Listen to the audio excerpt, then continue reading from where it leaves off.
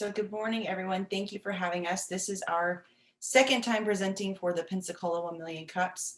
Do you guys have a good look at what you see here? Do you see good morning on your screen? We do indeed. Great.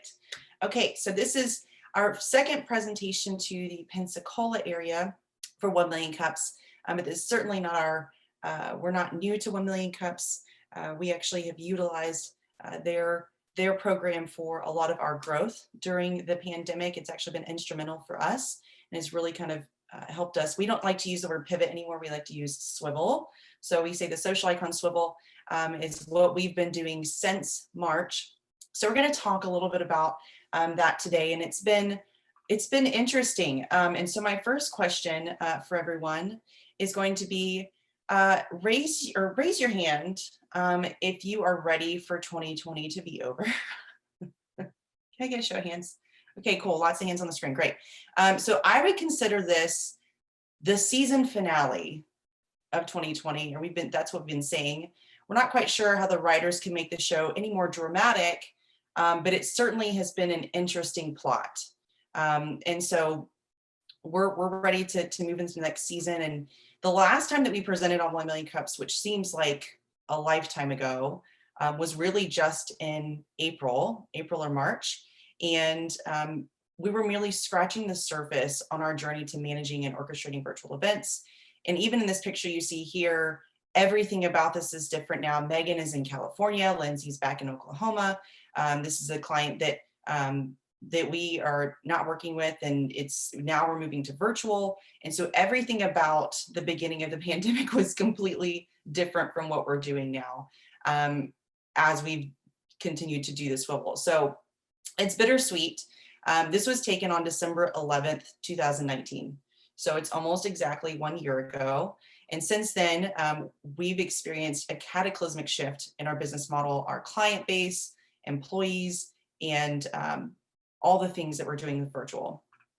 So I left for a vacation at the end of February, and there was a talk of a virus making landfall in the US. And after my 10-day vacation, schools were starting to shut down. And when I returned from a remote lake house in Alabama, we were all placed on self-quarantine, and naturally every business owner had a very well-justified panic attack. So I don't know if everyone experienced this, but there was like this 2-week period where if you're a business owner, you had no idea what was happening. Everything was shutting down. You didn't know what you were going to do with employees. You had to figure out what your PR strategy was, how you were going to communicate, how are you going to work from home if you didn't have that set up. And so luckily for us, we had the ability to swivel as far as the working from home, but we had to completely rewrite our script for our business model. And so we had to discover who we were as a company. I had to discover who I was as a leader. We also had to learn how to work from home and how to completely change the storyline. So we had a couple of steps that we worked on. And the very first thing that I did was build partnerships with software companies. And so we worked with a few tech partners for live events, and we reached out to those CMOs and CEOs and sales reps and asked them how they were planning to shift to virtual.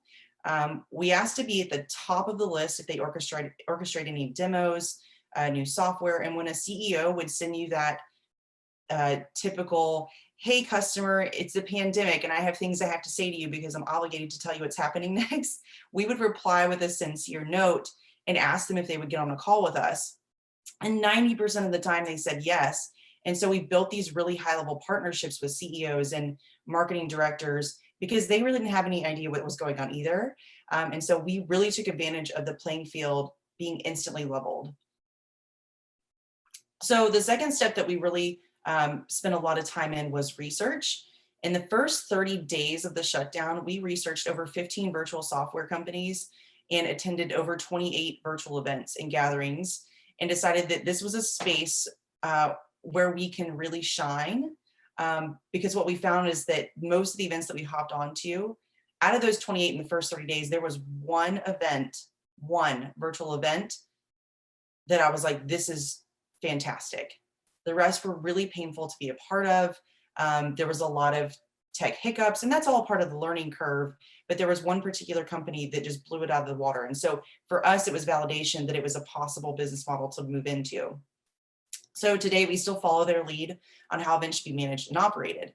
So we built our partnerships, we've done our research, and then we had to move into step 3, which was really a step that I was not entirely comfortable with, only because I had done this already. I felt like, so we had to prove ourselves, and our company was finally established in the Pensacola area, consider ourselves relatively recognizable when it came to events and digital marketing.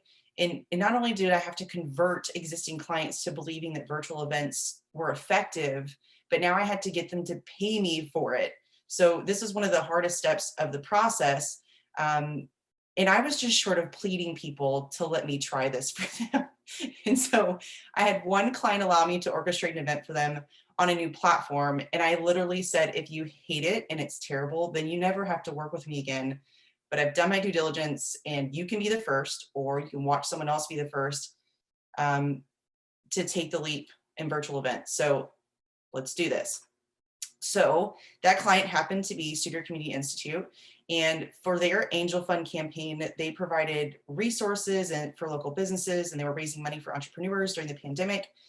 And the process was challenging, but it was also enlightening. And not only was I managing the software and the logistics, but I had to give reassurance to their team that I know this is not a favorable option for events, but it's all that we have right now.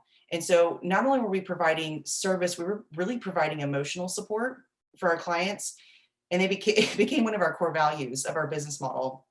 So during the planning of that, how did it go, right? So how did the actual event go? It was wildly successful. There was a lot of learning on the communication and the logistics of how we were going to build out their software and really teaching people how to use the platform. But our team is very strong. We're very good with logistics and assuring people that this is just part of the process. Tech is not scary. It's just sometimes irritating. And so Studio Community Institute raised nearly $10,000 in 2 hours for that first event on the software that we had introduced to them. And they partnered with us to support most of their virtual events. And now they have events bi-weekly where they use this platform. And we're on call for them for tech support still today. So the other step that we have next, right? We've partnered with people, we've done our research, we've done one of our first events for someone who let us do it. And now step 4 was to ride the wave. Now we've had some confidence in building this event in our business model. We worked on some of our pricing. We understood how much time it would take to do certain things for the most part. And so the next wave of clients was in the pipeline, and they were vast. They were from all over the country. They were of variable scale and size and very different user bases. So we really had to figure out where do we want to go with virtual events. So we had the opportunity to work with a venture capitalist firm from New York called Armory Square Ventures, who was searching for someone to help them take their annual meeting across the finish line. So we had a very short timeline to do this. So we were able to orchestrate 3 rehearsals, build out a complete script, playbook, logistics, communication schedule. They had 15 speakers, and it was a bear. And it was one of the cornerstones of event planning for us. And we had 6 days to do it. And our team really stepped up to the plate. But we had a lot of feelings that happened during that event. Happiness was a feeling that we had.